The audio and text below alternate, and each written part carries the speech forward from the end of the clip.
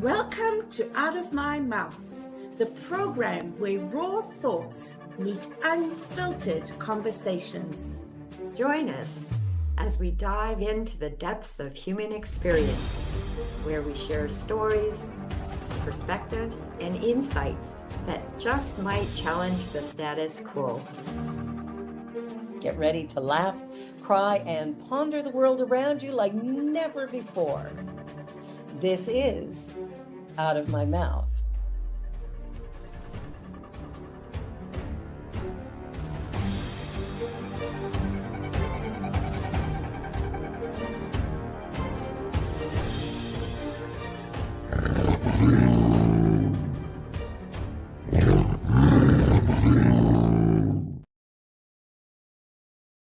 The views and opinions of our guest and hosts do not necessarily reflect those of New Thought Media Network, or any organization we may be affiliated with. Here at New Thought Media Network, we welcome freedom of speech and courageous conversations. There are many topics that can be difficult to navigate. Challenging the status quo and engaging in lively debate is important to expanding our understanding of one another, and life in general. Creating a peaceful world doesn't happen because no one disagrees, it happens from a willingness to understanding one another. In our programming, we strive to expand consciousness and assist people in creating remarkable lives. Your comments are welcome at info@ntmedia.org.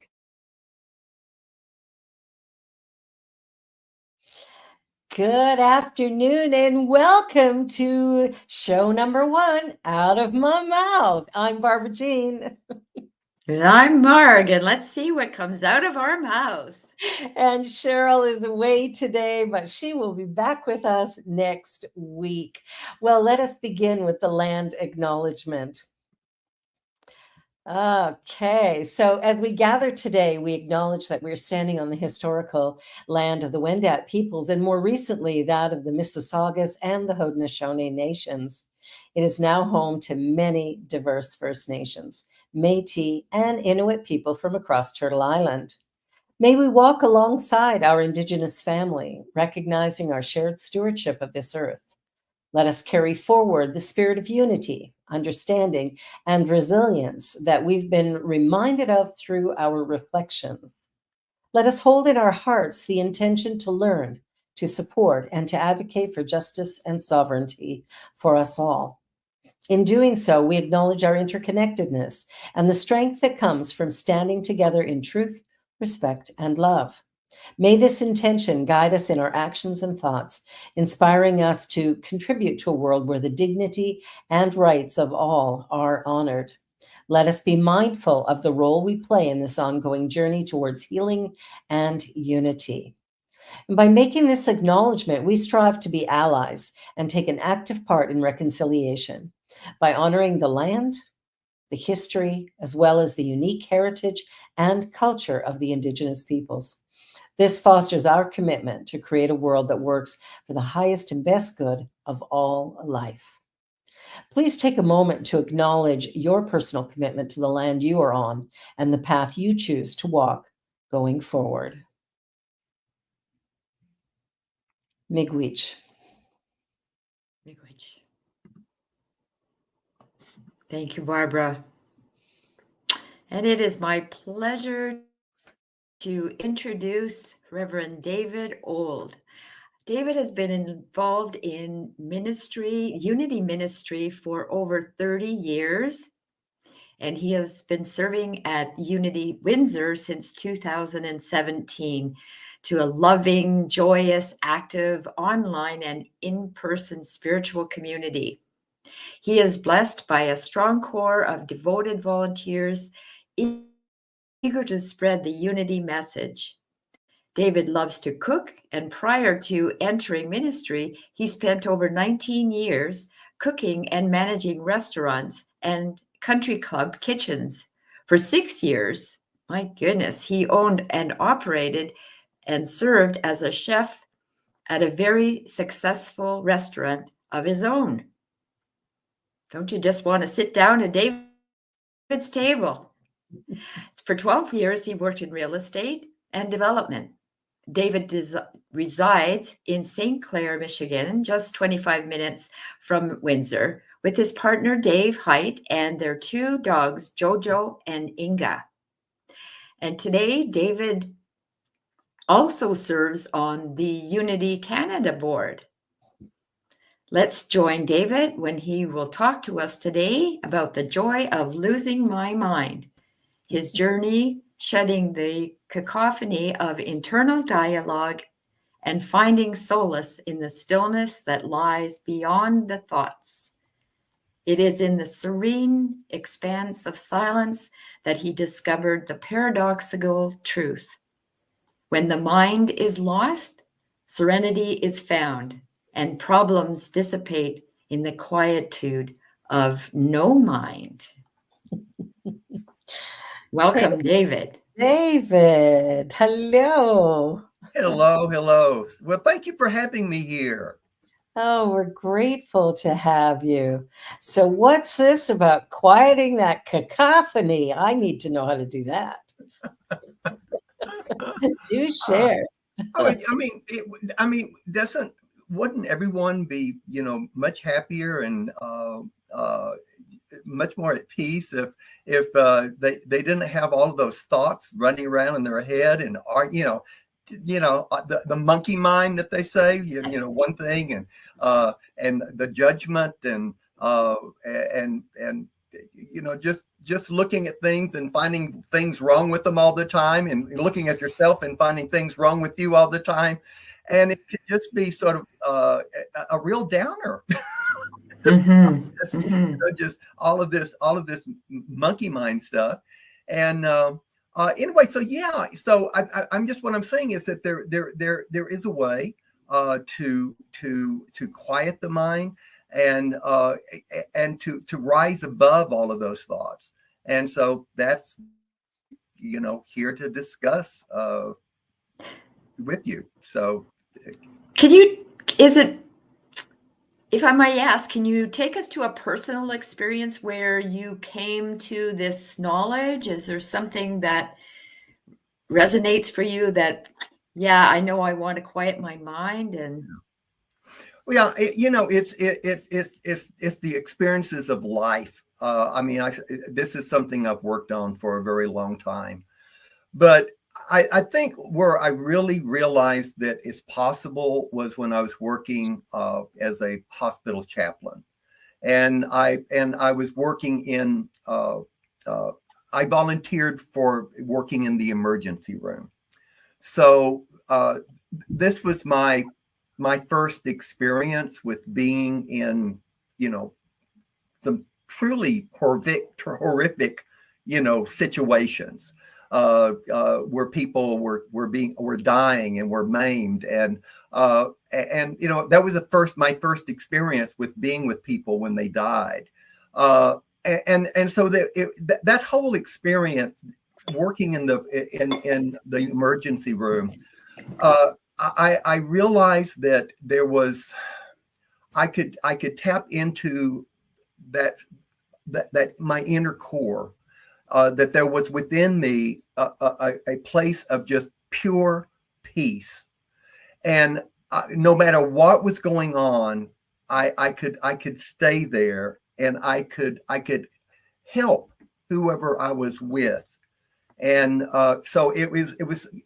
But there's been other experiences, but I would say those experiences just made me realize that there was something within me that was like perfectly calm, and no matter what was going on. And so that's one experience in particular was a young father that had two children, and he just had got up in the morning and wanted to go out for a motorcycle ride, and he went out to a motorcycle ride and got hit by a truck, and he was essentially brain dead. And so it was, that experience of working with his family and keeping, and he was a very religious person, and he had a church that came out, just in groves, and we were managing all the people who were there to support the family and everything. And I just remembered that experience, and with so much going on, and being able to be there, be a presence of calm for everyone there. It was, that's, you know. That's an important Mm. role in moments like that. When there's a tragedy like that, it's so difficult for everyone involved to try and deal with the suddenness. Right.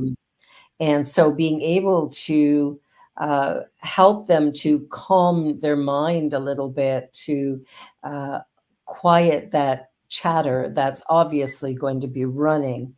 Is there something in particular you would do to help with that, or?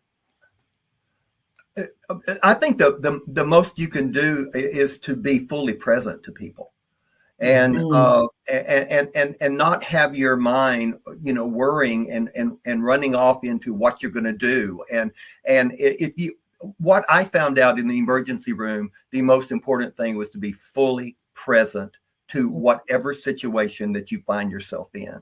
And when you're fully present, then you are you're focused. You're focused on what needs to be done, and you're not worried about what happened or what's going to happen later. It's being fully present to people, and that's, you know, that's the importance of, to me as a minister, if I'm with someone, to be fully present with them. If I'm up there on the stage and I'm speaking to you know, to the congregation out there, it's being, you know, feeling the connection with, and being fully present with them in that present moment. Mm-hmm. Yeah. So is there a particular practice that can help people in the day-to-day to begin to quiet that chatter, all of the judgment and criticism, and all of the stuff that's running through our mind that, you know, we go, oh, I'm thinking this or that, but are we thinking it, or are we pulling in a memory of something somebody else told us and we're now accepting it as our thought, but in fact it may have come from someone else? Oh, of course, our thoughts constantly come from somewhere else. Our thoughts constantly, you know, I'm really, I believe that, you know, it's the thoughts just show up. Okay. They really do. I mean, they're out there in the ethers. I mean, they really are. Anytime you sit down especially if you watch news, you know, I mean, it's like we're being bombarded. Every time we turn on the television or listen to a news, we're being bombarded by somebody else's thoughts. And the truth of the matter is we are not our thoughts. And we're not their thoughts either, but we take them in, we make their thoughts our thoughts. And but they're not, they're just thoughts until we grab hold of them. And then we make them our thoughts. And those thoughts, and the fact that we frequently don't even realize that we're doing this, but those thoughts are the ones that causes all of the suffering. You know, all of these thoughts, all of these judgments, all of these opinions, you know, our opinions about this political party or that political party. And, you know. Well, right. You're American. Yeah, we are. We're not really a lot of that going on. Up here. We're Canadian. We don't think about those things. No, not at all. No. Till election comes up, and then we. Right. But the thing is, is, we are not our thoughts. Okay, we're not our thoughts, and it's realizing that, and being mindful of the thoughts that we're holding in our minds. And the thing is, people are so used to it that they don't even realize, you know, that they're having all of these conversations in their heads. Yeah, absolutely. I'm just thinking thoughts here about thoughts are not real, but they can be our reality. We make them our reality. Yeah. Exactly. Yeah. But you have the power not to make those your reality. You have that power. You know? And so you asked me, I mean, I've been meditating for, you know, over probably 40 years. I mean, meditation has been my spiritual practice, but it's not something that I do intentionally that much anymore. But the meditation that when I started to meditate and just, sitting in the silence, and after all, that was Charles Fillmore's way. That was their spiritual practice. The Fillmores were the founders of Unity movement, and so they would spend time every evening just in the silence, and being aware of the thoughts, but not taking hold of them, and just sitting there in the silence. And you, by sitting in the silence, I mean, you start realizing how many thoughts are constantly coming into your mind. If you're making yourself aware of all of that inner thinking, and all of those inner thoughts, and all of those judgments, and the other things, and all the worries, the worries about what's happening in the future, and the annoyance of what happened earlier in the day. And you become, in the silence, you become very aware of all of these. And the thing is, you do not have to, you just acknowledge the thought, but let it go. You do not need to grab hold of a thought and let it drag you into a story. And it will. A thought, if you can grab a hold of it, and it'll drag you into something that happened in the past, or it'll drag you into the fear of what possibly could go on in the future.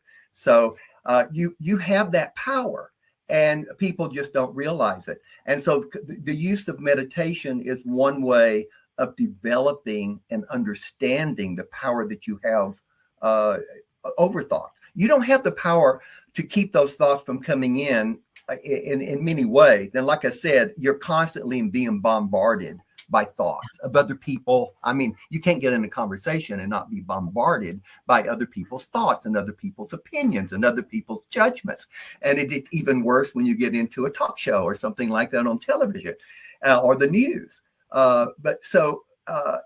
Anyway, you learn through meditation. You learn what's going on in your mind, and you also learn that you do not have to encourage those thoughts. You don't have to grab hold of those thoughts, and that there is actually with a very quiet, still center, and that quiet, still center is what I call spirit.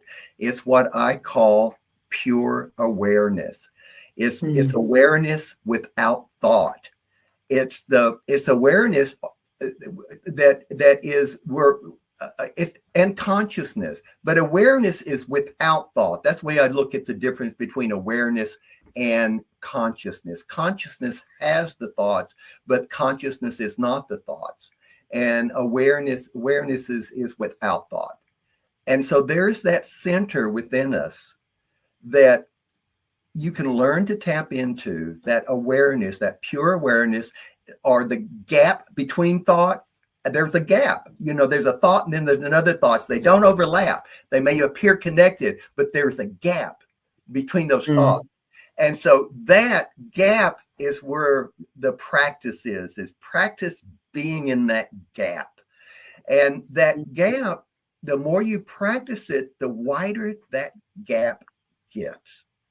And the wider that gap gets, the calmer and more centered you are. The calmer your life is, the more centered you are. And the more present you are. And which to me is, if we're fully present, fully present, and that in itself is a practice, okay? Being mindful, by being fully present and mindful of whatever it is that you're doing, and fully focused on that. That's training your mind as well. So our mind are a tool that have sort of run amok because we've let them run amok. And the thing is, our mind is a tool, and through the proper training, you can train it to be really pretty still. Yeah. And it's a wonderful place to be. Let me ask you about your journey. I think through your spiritual journey, I think you can have a spiritual journey without being involved with a spiritual center and whatever. But if we go back to, I was reading about you being a chef and in real estate, and I think there was something else. How did you come into ministry, and can you connect it to what you're talking about, what you've learned, and Well, how you to become still? uh, so I grew up in a Pentecostal church, and my mother took me to church, and my two brothers took us to church every Sunday. My grandmother, my father's mother, was very religious, and so she came with us. So I grew up in a church. And so I loved Sunday school when I was a little kid. I enjoyed my church, and I was a youth leader. So I had a very much a spiritual background, religious background. Learned to pray and all of that. But I did eventually come to a point by the time I was in high school that what I was being taught, essentially the dogma of like our way is the only way. I reached a point where it just didn't make sense to me anymore by the time I was a senior in high school. And I was taught that, this is the way. And if you don't believe this, then you're going to hell. So if you're a Buddhist, you're going to hell. If you're Hindu, you're going to hell. If you're Muslim, you're going to hell because you don't believe, the way you're supposed to believe. And I eventually reached a point where that just did not make sense. And one of the biggest things that caused me to change my mind was moving to Hawaii. Where I grew up in a segregated town. And so it was, I went to an all white school, blacks went to their schools. They even had their own, in my time, it was before, segregation. And we had downtown, you had black water fountains and you had black, or restrooms for colors. And so that's the town that I grew up in as a little boy. When I went to Hawaii, I was the minority. And so that was a real head turner there. And so I went to high school in Hawaii, and with a whole lot of Buddhists and and Japanese and Chinese and Hawaiians, and I was the minority. And it really just put a whole different spin on the way I looked at things. That's really where I started. I was really enjoying my Buddhist friends, and it just wasn't gelling with me that they were going to go to hell just because they were Buddhist. Yeah, it doesn't make much sense, does it? No, it doesn't. I had a spiritual epiphany at 27 in a Nazarene church, and it was the same story. I was there for about a year and a half because I'd had this beautiful awakening, this experience of God as love, and then the pastor's telling us, a rabbi's going to hell, and the people who've never heard of Jesus Christ, they're going to hell. And if you wouldn't accept Jesus Christ as your Savior and Lord, you're going to hell. And I'm sitting there going, it just doesn't feel like the experience I had, because my experience of God was such a loving, all-encompassing thing. And it was light, it was beautiful.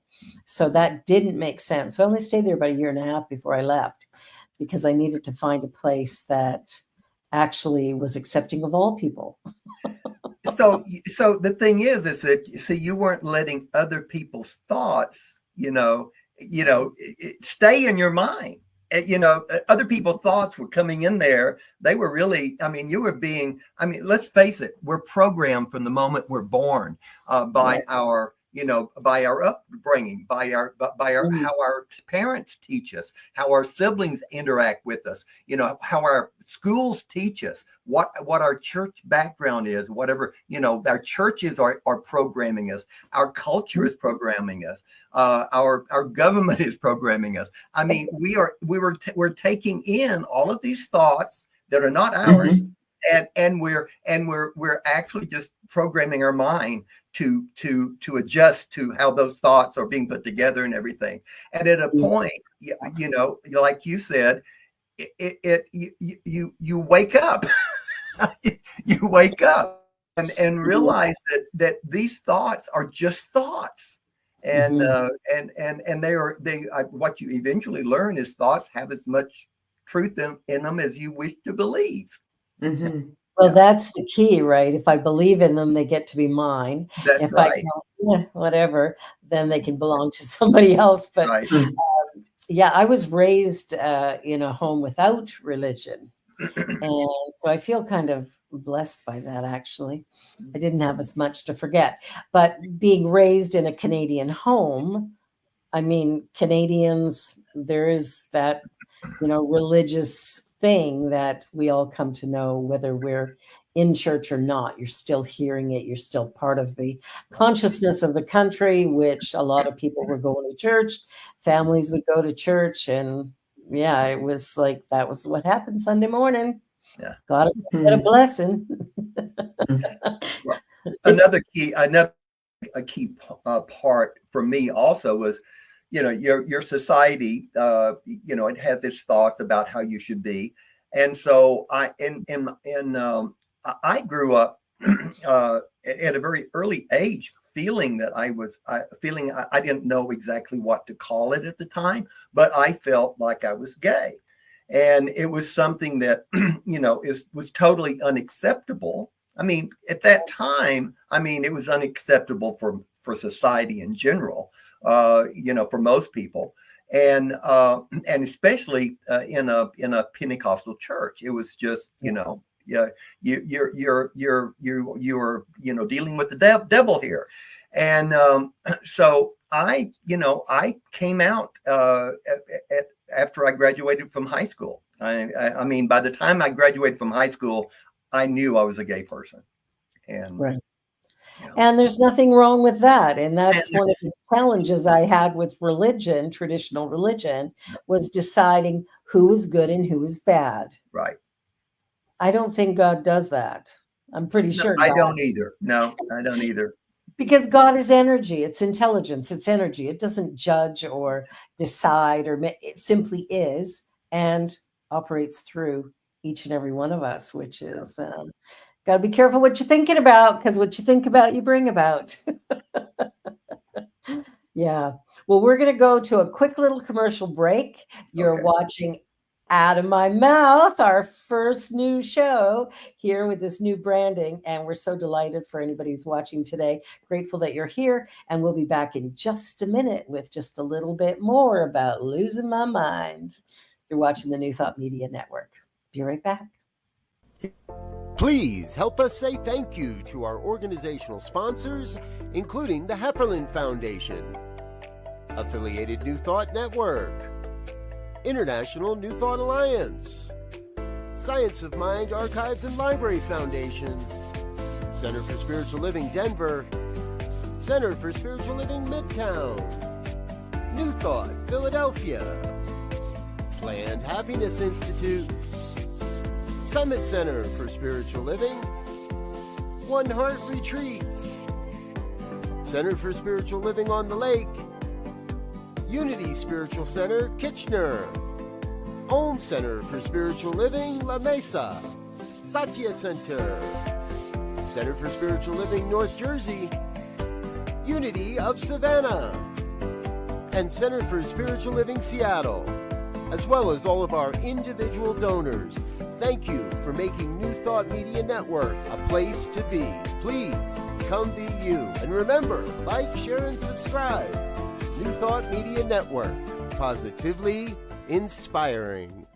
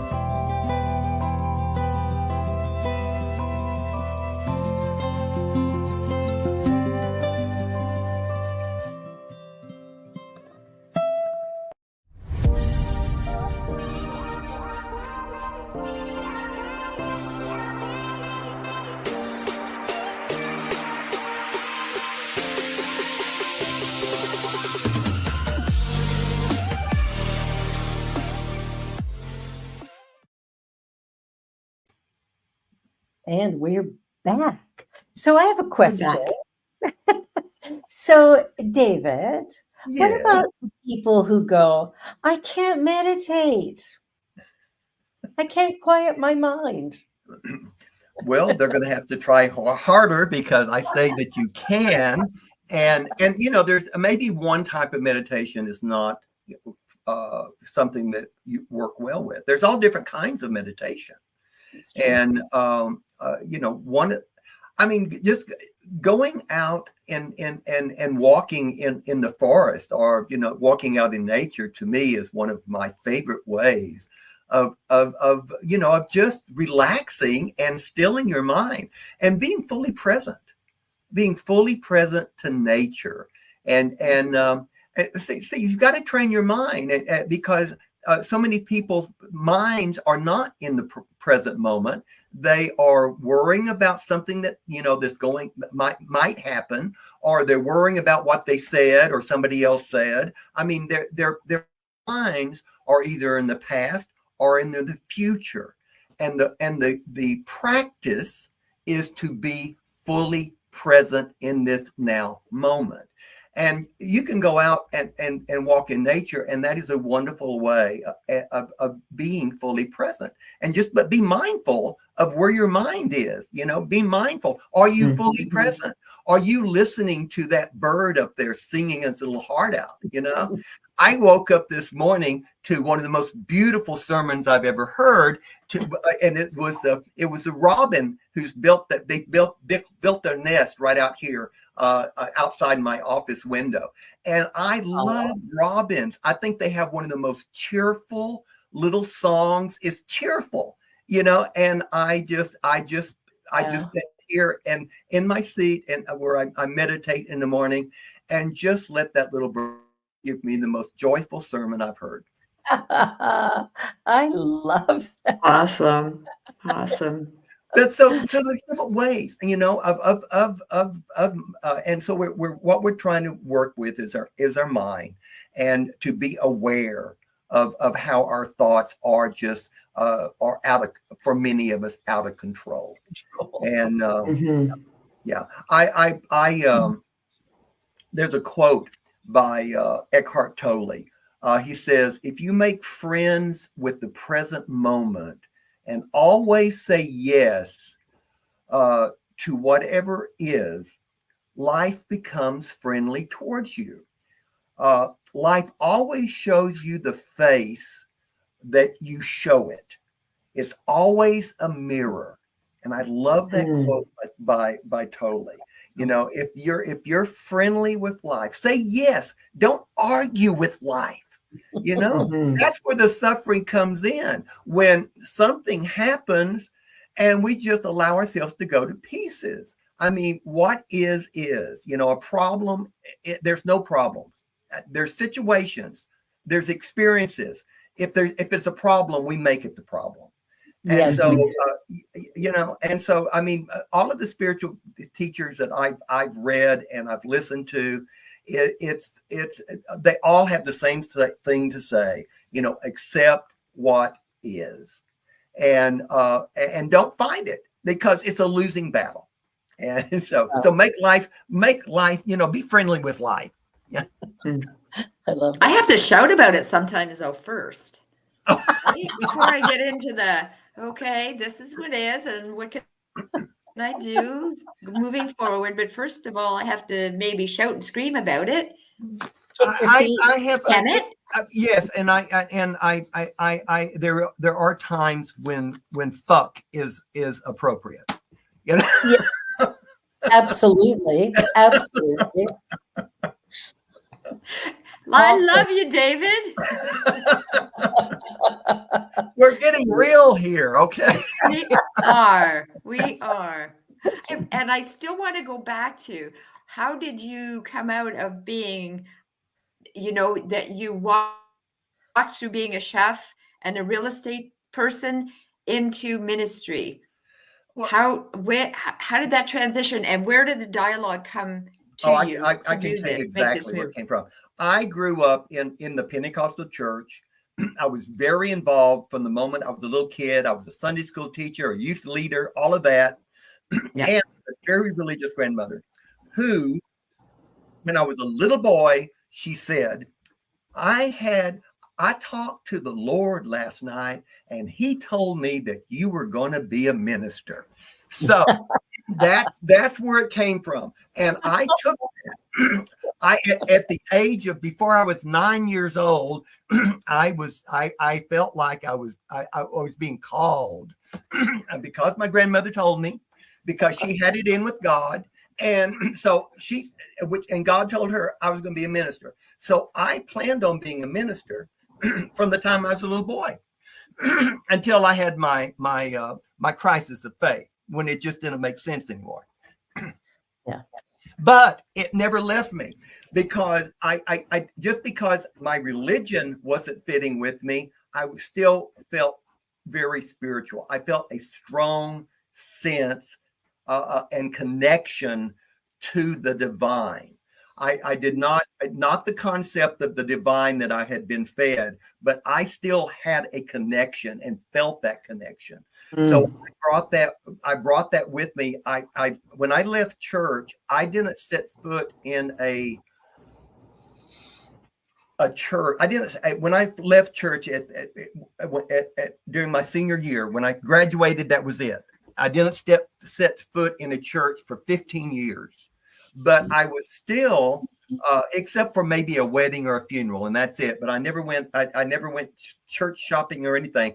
But I read prolifically, and I mean, I was reading Ram Dass, I was reading Alan Watts, Evelyn Underhill, who did all of the work on the mystics and everything. Found mysticism absolutely, just fascinating. So I read all the lives of the mystics and everything. So I was really, I studied Buddhism. I studied Hinduism, Taoism, and I just soaked it up. And I saw that there was so much more to spirituality than the dogma and that I was being taught.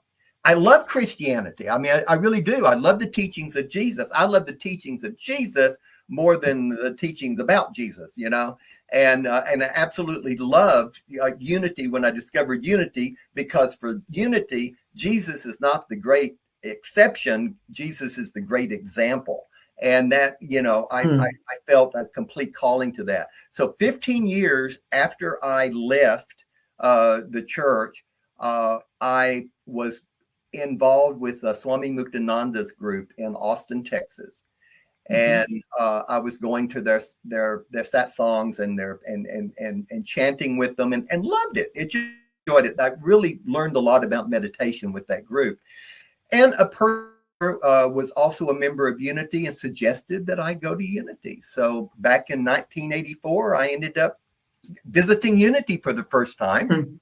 Wow. And I sit on the back pew, and I tell people this story all the time. I sit on the very back row, and in that Unity church in Austin, Texas. And by the time the service is over, I was just a blubbering mess. I mean, I was just crying. I was just sobbing because I felt at home. I felt completely, totally accepted for the gay man that I was. I felt accepted. I felt loved. And so all of a sudden, this feelings of ministry came back.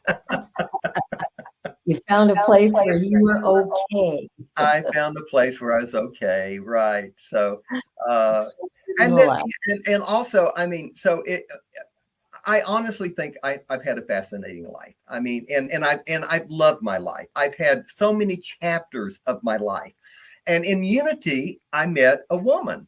Her name was Pamela. She eventually would change her name to Jennifer, but I met her, and I wanted children, and she wanted children, and we really hit it off, and we ended up getting married. And I was very completely, open with the fact that, of my past and everything. And but and that was okay with my past. But I made a commitment to Jennifer, and we were married for 29 years. Wow. Unfortunately, we were never able to have children, and it was just one of those things. We were not able to have it, but we were together for 29 years, and eventually, what drove us apart was when I first met her. I told her, I said, I told her I was having these feelings of going into ministry, with Unity. And she looked at me and said, just dead seriously, I have no intention whatsoever of being a minister's wife. Read. And foolish me, I thought, oh, she'll change her mind. And 29 years later, she had not changed her mind. And she's okay to be married to a gay man, but not a minister.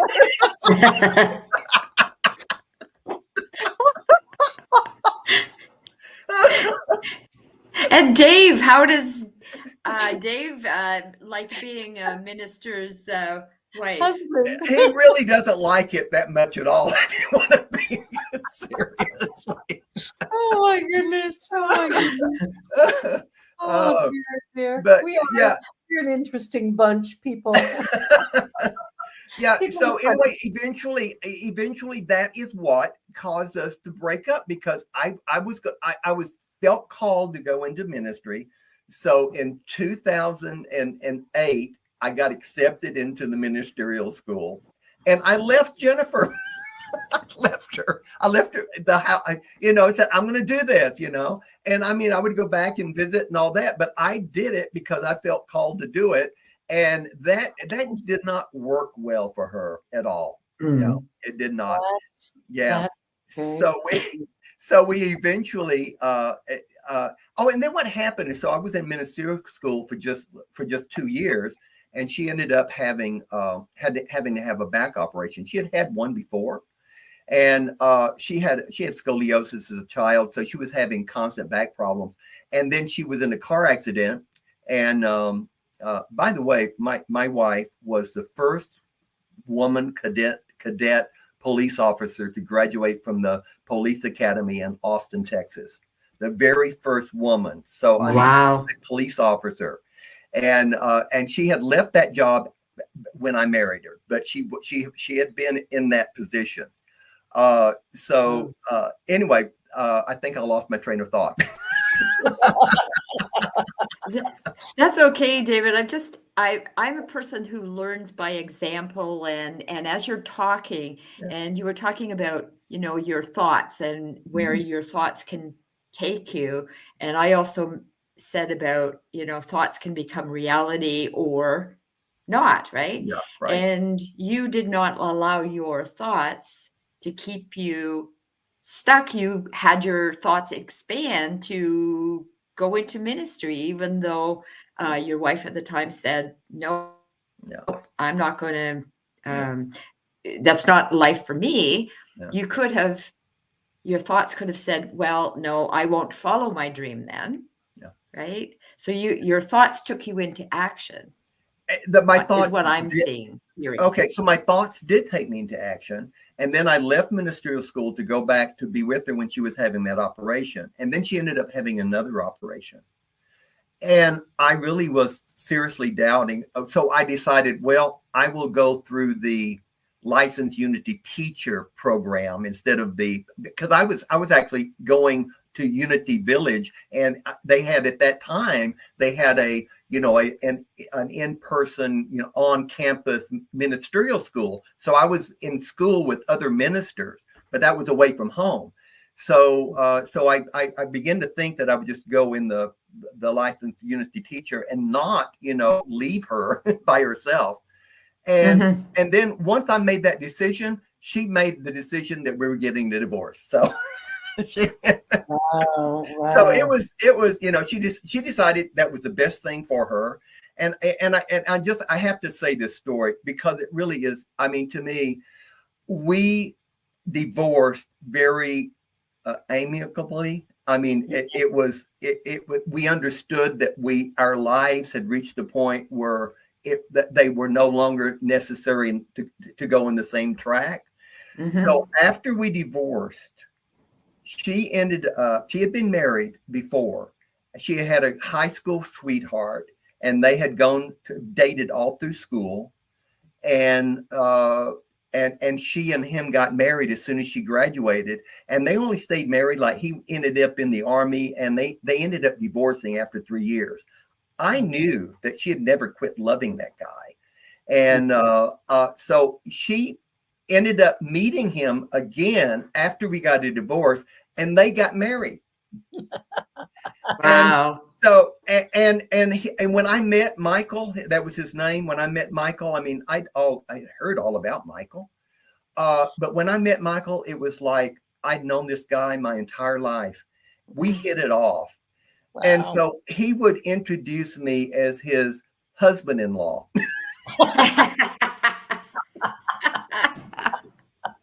He said, we have a lot in common. We obviously, we have a whole lot in common. We love the same woman.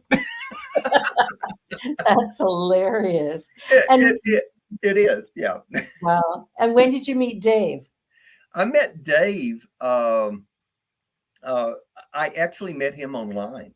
And so when I had to do 2 church internships when I was in ministerial school. So after we got a divorce, I went back to ministerial school in 2013 and ended up graduating in 2016. And so before I got my Master of Divinity, I had to do 2 church internships. So I did one in San Francisco, which was a wonderful place to do it as a gay man. And then I did my second one in Warren, Michigan, right outside of Detroit at Renaissance Unity. That's the Unity that Marianne Williamson used to preach at, right? And so I did my internship there. And so before I came to Detroit, I had several minister friends who asked me, said, "Are you interested in getting a relationship?" And I said, yes. I had 2 minister friends ask me the same question in 1 week. And both of them said, "Well, I would find a partner before I got to church." and I took their advice because, once you're in a church, you sign an ethics agreement that you do not date anybody in your church. And I totally understand that. And so once you get a church, you're pretty much married to that church.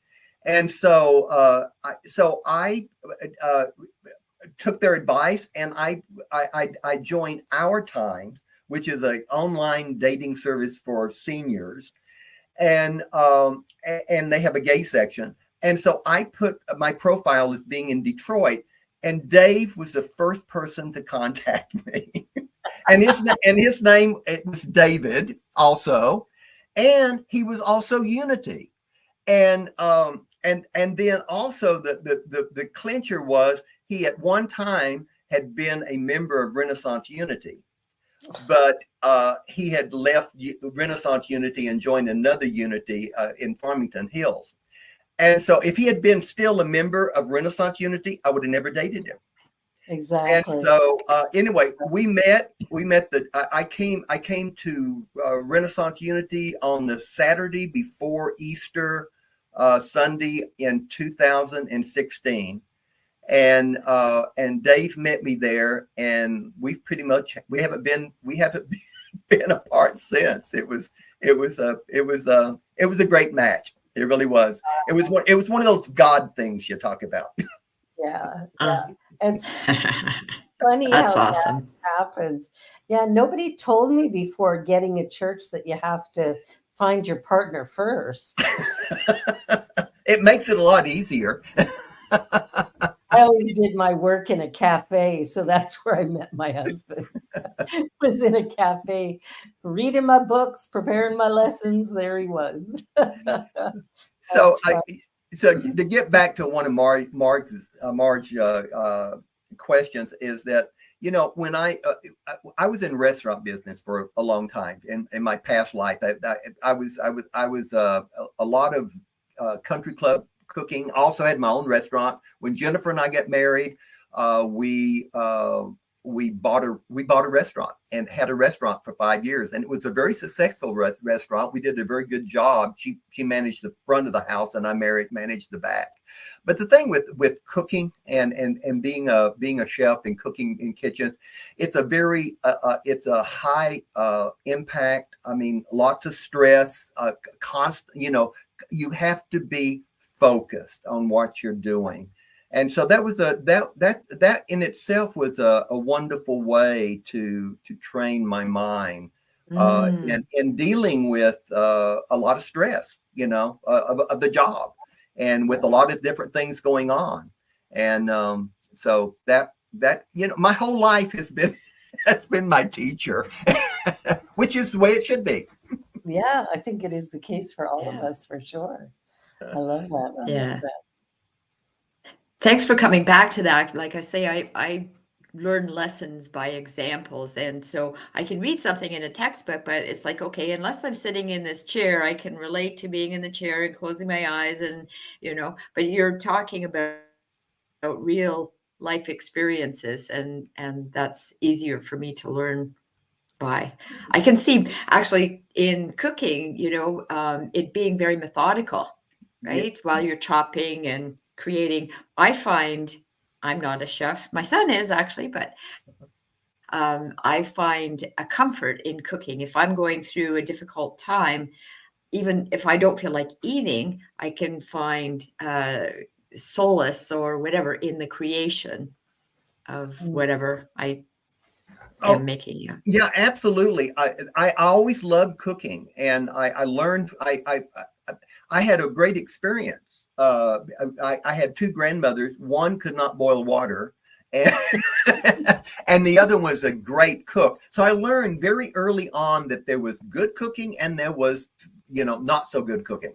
And I loved my grandmother. I love both of my grandmothers. I mean, I had wonderful women in my life. A strong mother, and both my grandmothers were just great, strong women.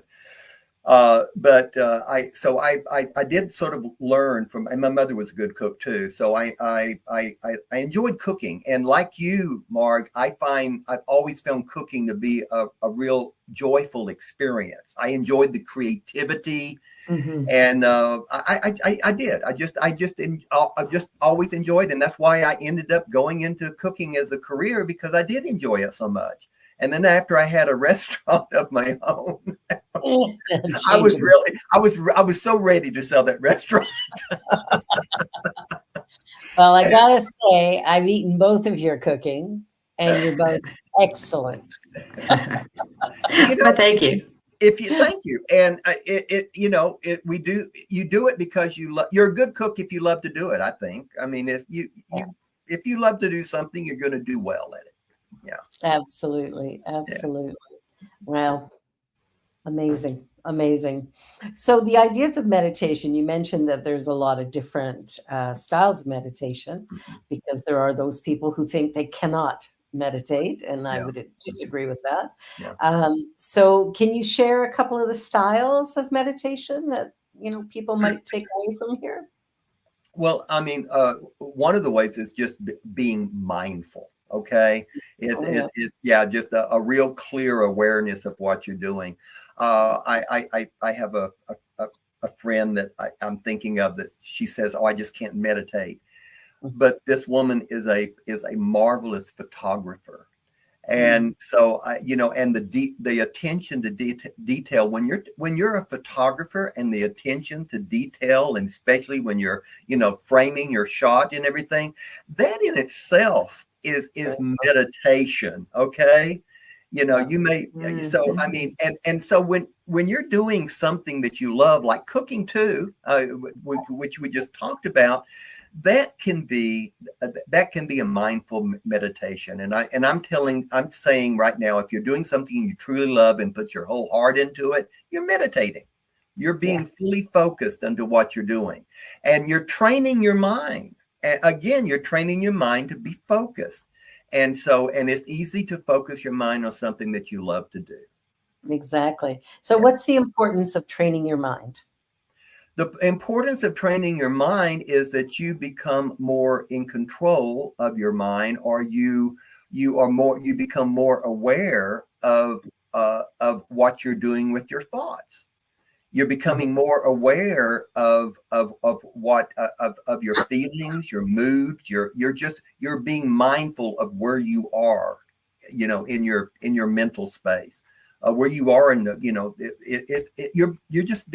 you're being focused on life, on the present moment, your body as it is right now. Exactly. Well, we're down to our last 4 minutes, if you can believe it. That's how fast it goes. Well, this has gone by fast. That's been fun. It has. So what's one final thought that you would like when it comes to the idea of, losing your mind as a positive? What is one thing you think everybody should consider taking away from this? Okay, I'm gonna come up with one of. I read this. Anthony de Mello is a Jesuit Indian priest that I got involved. I've read several of his books a long time ago, and I just recently took them off my bookshelf and read them again. And he gave one of the best examples of enlightenment I've ever heard. And he says enlightenment is absolute cooperation with the inevitable. I love that. Like Okay? that. It's Wow. absolute, cooperation with the inevitable. That was his definition of enlightenment. So I leave that with you. I think that if you can really get into that, you've got it made. Absolutely. Mark, what about you? What about you for a final thought on the joy of losing my mind? Well, I'll take it to the phrase of the joy of cooking. There's the joy of cooking books and whatever. Yes. So I'll take that and remind myself that I can consider it meditation while I'm cooking, as long as I'm mindful when I'm doing it. Yes. Paying attention. I love it. And for me, I think the big thing for me is to remember that, we train little children not to run in traffic because that will affect their life. Yeah. So we remind them and we remind them and we remind them. And so we do meditation because our thoughts create our lives. And if they're running rampant in the wrong direction, we could get hit by a truck. So we want to make sure that we're paying attention. David, thank you so much for being here. You are truly a gift and a blessing. Our beautiful Cheryl is not with us today because she had an appointment she had to be at, but she will be back next week. So be sure you're here. And Marg, you're a joy as always, my sister. And so Thank you. And Deja and Maple in the background producing all this. We are eternally grateful to you as well. So have a great week, everyone. And this is the first episode of Out of My Mouth, because you never know what's coming out of there. If you're watching New Thought Media Network, do come again. Bye for now. Thank you for having me. I enjoyed it. Thank you so much. See you in the background. Bye. Bye.